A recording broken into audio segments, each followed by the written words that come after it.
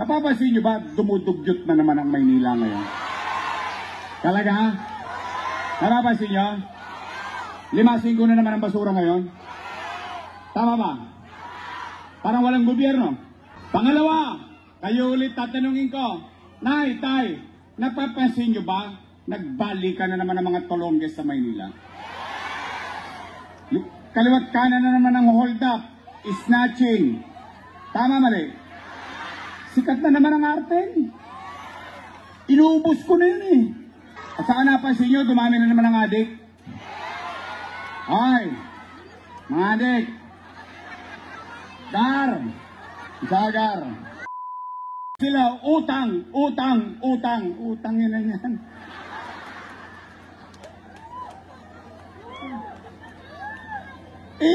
Kailan ba ako nagkubli sa taong bayan? May pandemya. Nag-mayor ka eh. Pala ka pala eh. Pala desisyon kang gusto mo mag-mayor, no? May problema, itinuturo mo sa iba. Tama, mali? Oh, ano sinabi ko? Natatakot ang tao nung magla-lockdown? Ang tao natatakot, nangangamba. Baka sila'y mamatay sa COVID-19. Baka sila'y magutom sa COVID-19. Pero ano sinabi ko sa Facebook? Hindi naman ako nagsinungaling. Hindi naman ako nagkubli sa gagawin ko. Ano sinabi ko? Mga nanay ko, mga tatay ko, mga lolo't lola ko, pumanatag kayo mga batang Maynila. Huwag kayong mag-alala. Huwag kayong mag-alala. Pag ako, wala nang maibebenta, wala nang mautangan, nakita nyo tong relo ng City Hall, ipatatas ako to kay Tambunting, makaraos lang tayo.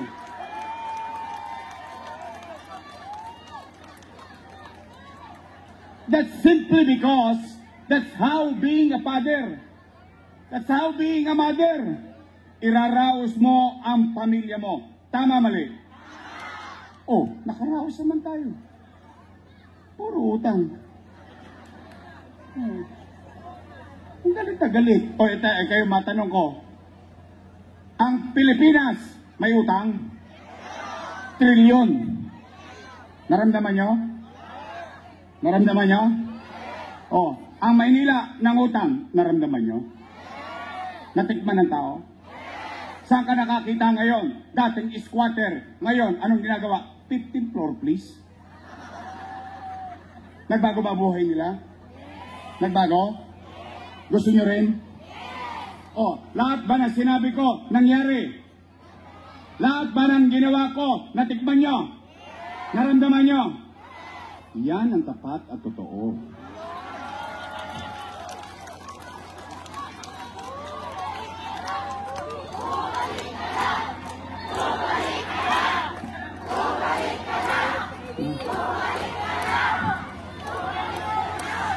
Sigurado ba kayo? Oh. O Nay, Tay, para hindi na lumalim ang gabi. Total, narinig nyo na. Saan kayo nakakita, inaakusahan, umaamin? Alam nyo bakit? At least, ito, ilang libo kayo rito. Magkikita rin tayo sa finals. Isa lang masasabi ko.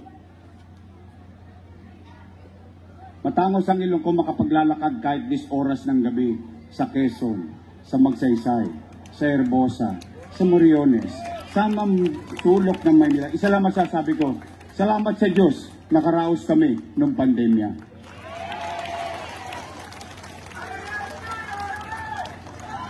I love you too. Oh. Kaya, Nay, Tay, ako naman, wala akong kinukubli sa inyo. O ngayon, after everything said and done, English yun.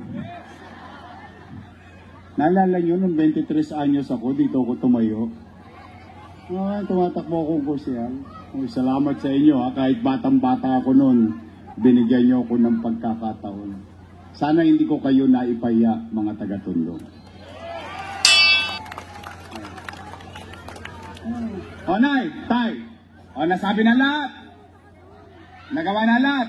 Ngayon ko kayo ulit matanong, gusto nyo pa ba akong bumalik? Hindi nga. Baka sinacharot-charot nyo lang ako, ha? Ha? O, taas ka ang kamay na gusto ko bumalik. Weh! Talaga? Promise? O, sige, babalik na tayo. O, yung kanina, yun yung kwento na may kwenta. Pero yun yung nakaraan. O, limbawa nakabalik naman tayo. Ano naman ang gagawin ko? Hindi pa dapat yun din ang marinig ninyo? Yung nakaraan, yung ginawa, yung gagawin. Tama ba? Anong una kong gagawin? Kayo muna sasagot. Unang-una, kung napapansin nyo, yun napapansin ko at kumpirmado rin sa iba't ibang bahagi ng Maynila at mga batang Maynila. Nay, tay, mga lolo't lola ko, napapansin nyo ba dumudugyot na naman ang Maynila ngayon? Talaga? Napapansin nyo? Limasin ko na naman ang basura ngayon? Tama ba? Parang walang gobyerno. Nay, tay, ang una kong gagawin, may awa ang Diyos. Sa tulong nyo, nakabalik tayo. Lilinisin ko ulit ang lungsod ng Maynila.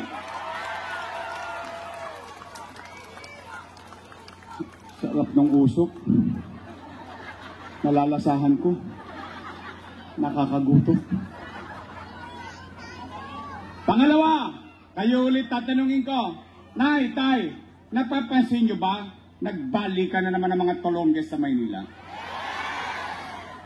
Kaliwat kanan na naman ang hold up, snatching. Tama mali? Sikat na naman ang arte. Inuubos ko na yun eh. Ano, si Jojo Ripa yun. Inuubos ko na yun eh. Bakit? Dinudungisan nila yung pagiging tagatondo natin eh. Refleksyon sila ng pagkatao natin eh. Ilan lang naman yung mga tolongges na yan.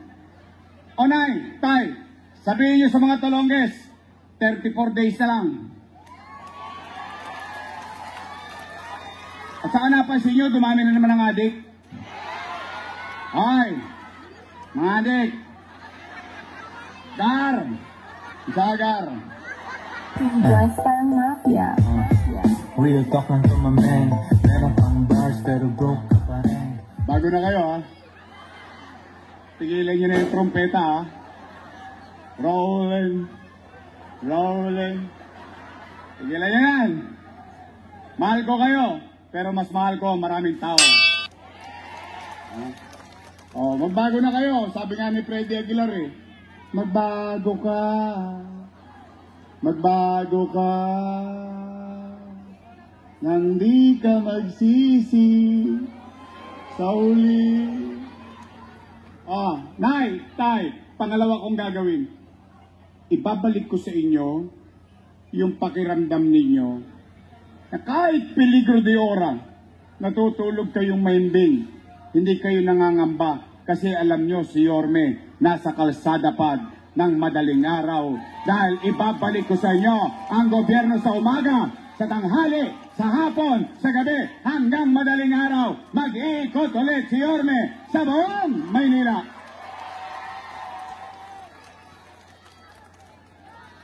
Pangatlo kong gagawin, o yung napanood nyo, NBN. Yung ayuda, yung mga AIX, financial assistance, okay yan. Ang tawag ko dyan, bani, pansamantala, pantawid, tama. Pero yung buhay ng tao para tumaas ang kalidad ng pamumuhay, we have to address MBN. Ginawa na yan ni Lee Kuan Yew. Nagawa niya yan. Yung Singapore, dugyot yun. Mas malala pa sa atin yun 50 years ago, 60 years ago. Pero dahil lang sa isang tao na nanindigan, kahit na maraming kumukontra sa kanyang mga politiko, pinanindigan niya, inaddress niya MBN, housing, education, healthcare, and jobs. Look at Singapore now. Maganda ba Singapore? Sino nakapunta sa Singapore? Sino ang gustong pumunta sa Singapore? Umpisahan nyo na, malayo-layo yun.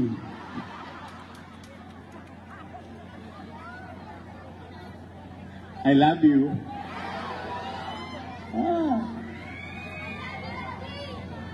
Nay, tay, hindi ko kayo mapapayaman.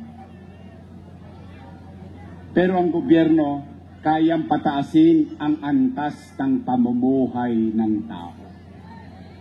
Yun ang kaya kong gawin.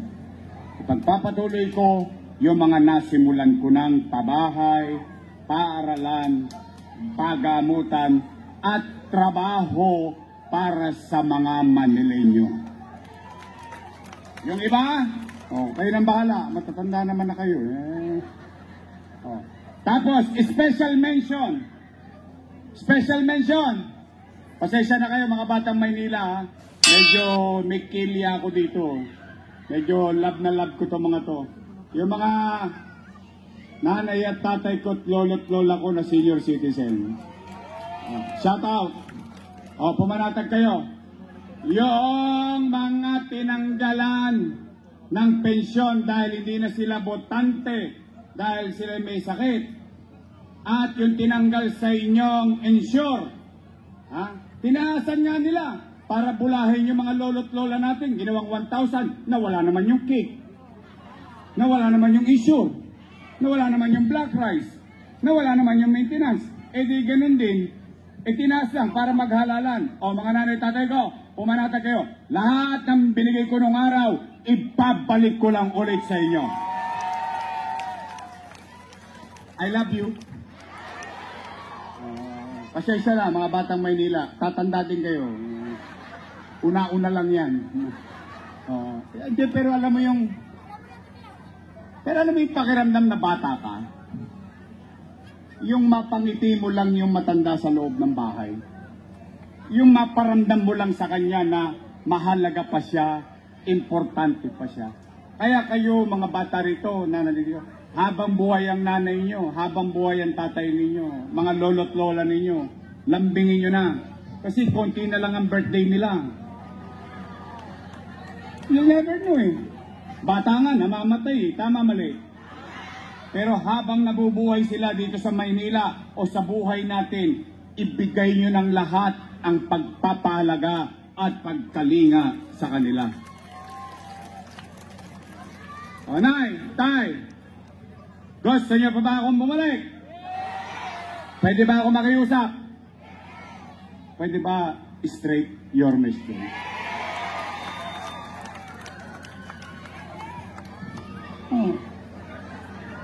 Talaga?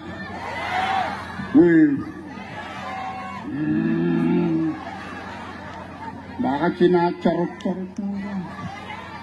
Hoy, mga taga-Tondo, sisingilin ko kayo. Promise. Abang ako talaga boto rito. Pagtapos ng eleksyon, bibili ako ng dividendaso. Bubuksan ko yung gitna niyan, titingnan ko kung may prueba ba. Ba? Nagtotoo? Nagtotoo kayo? 9-0. Your Miss Choice. Dalawa lang naman ang pagpipilian niya. Your Miss Choice. Matamis. Yung kabila, Ladies Choice. Kayo may sabi nun. Hindi ako. After election, tinupad ninyo pangako nyo sa amin. Ako naman ang singilin ninyo. Pwede? Nandiyan dyan, Doktora Irma Alfonso. At ang gagawin natin number 1, Jesus Taga Pardo. Junior Ibay. Pabi Hernani. Shout out sa mga kasing idaran ko dyan. Nung araw, nung bata tayo, may pa-basketball sa Don Bosco, sa Morsak, sa Bangkaso. Tama mali?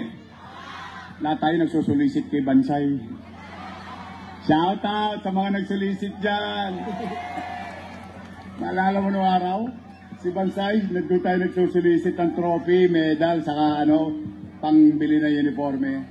Magaling ang tatay niya. Siya naman, dispalinhado na. Pero hindi alintana sa kanya yung kanyang physical inability.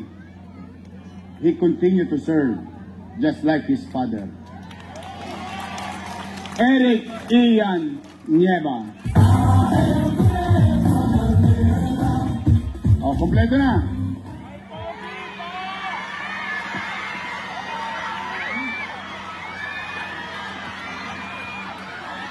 Nandito pala to. Pinabili lang ng sukaran namin. O pero in fairness. Totoo lang pa, ito I give it to you. Kasi kayo nagbigay sa akin ng pagkakataon. Ganyan nyo ako binoto. Pasas, diba? 23 anyos ako nun eh. Oo. Nakuha ninyo ako 23 anyos. Sariwang-sariwa.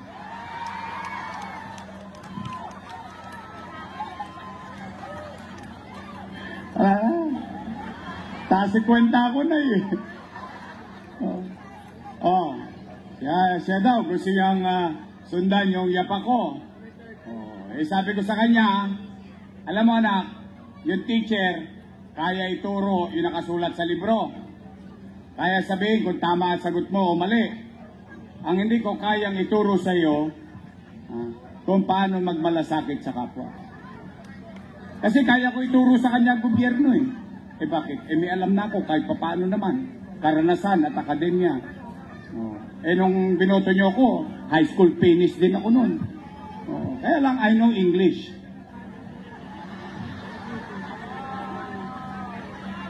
Yo! Pag nakakita ko ng unak, say Joe, hey Joe, give me one back Joe.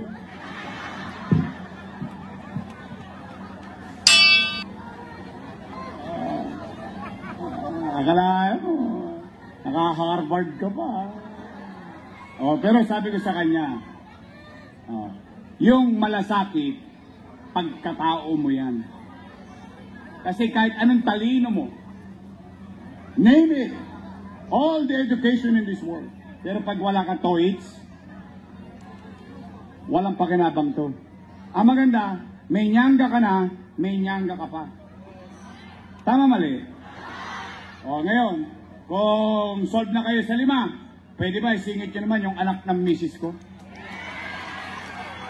Sino mas taga bago kayo sumagot lalong-lalo na yung mga senior. Ako bibigay ng gatas. Sino mas pogi?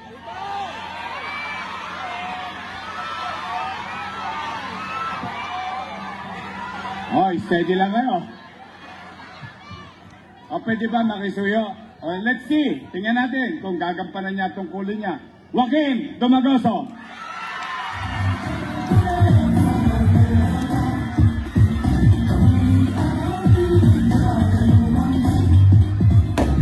Kalawatin din eh, no? Sino ba dalaga rito? Parang mukhang dala na lahat yung nagtapasok.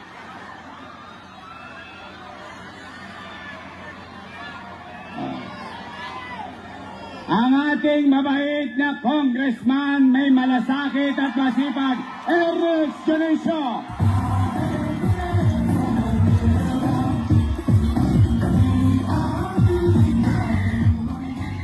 Ang aking vice mayor may asim pa. May asim pa. Mukha lang siyang 19. Naintindihan nyo na yun. Siya po ay 43 anyos na.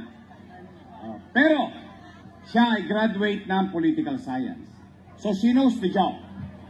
Siya po ay graduate sa Lasal. Wow. Sosyal. Dahil ko naman siya. Ako graduate ng Ateneo.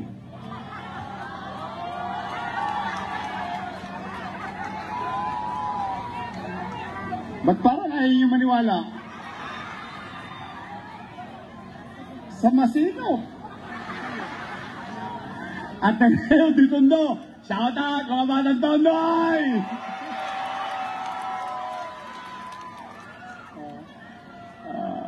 Okay. Aral sa kanyang ama as presiding officer do Sangguniang Panglungsod ng Maynila, and I'm proud to have her as my vice mayor. Che Atienza.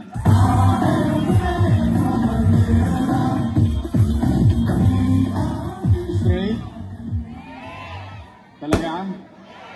Magmamotorcade dito yon. Ipatatawag kayo nun. Huwag kayong papaakit Kunin nyo lang. Total, alam nyo na ngayong gabi kung sino ang tapat at totoo. Promise? Aasa ko ha. Huwag kayong mag-alala, magsisipag naman ako. I'll do better. I'll do better. Okay? So muli, ulit-ulitin ko at lagi ko sinasabi, kailangan ko sila. Kailangan ko kayo. Hindi ko kayang mag-isa lang ito. Kailangan ko kayong lahat. Because if we come together, all of us together, we can make Manila great again. Magandang gabi. Pagpalain nawa kayo ng Pong May Kapal. Mag-ingat kayo. Maraming salamat po. Sabay-sabay tayo. Manila! God first. Thank you very much. Maraming salamat po, Yorme Isko Moreno Domagoso at Vice Mayor G. Atienza.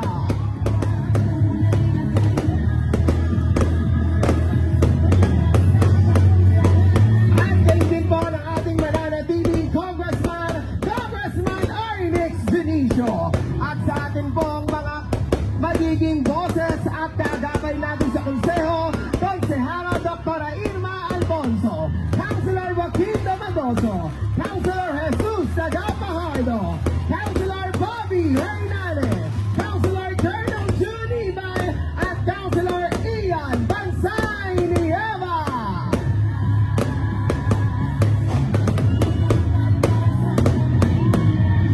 Muli po, maraming salamat po. Chairman Nitz Rosas, Chairman Bernie Dalay, Chairman Rambo Simbiling, Chairman Ramin Roda, and Chairman Tay Gonzales. At sa lahat po ng atin pong mga nakasama ngayong gabi, maraming salamat po sa isang makabuluhang pagbibigay ng advokasya at pangarap ng atin pong mga Yormes Choice. Kasama po ang ating Vice Mayor Chi Atienza at Yorme Isko Moreno Domagoso.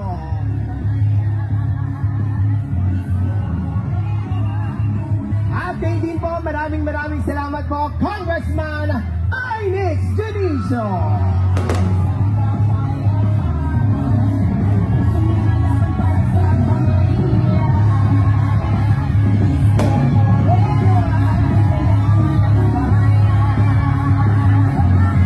At muli sa lahat po ng ating pong mga nakasama, ang ating pong mga batang tundo,